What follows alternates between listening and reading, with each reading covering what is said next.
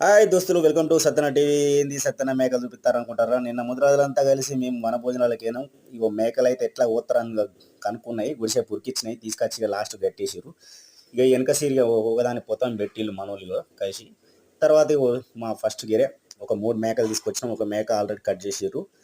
పాలు అయితే పడుతున్నాయి. ఇక 2 మేకలు అయితే ఉన్నాయి చూసిర్రు. ఇక తర్వాత కొంతమంది ఇక మనోళ్ళు కూర్చుని చూసేటోళ్ళు కూర్చుని చేస్తారు, పని చేసేటోళ్ళు పని చేస్తారు. మెల్లగా ఇక పాలేసుడు మొదలు పెట్టిర్రు.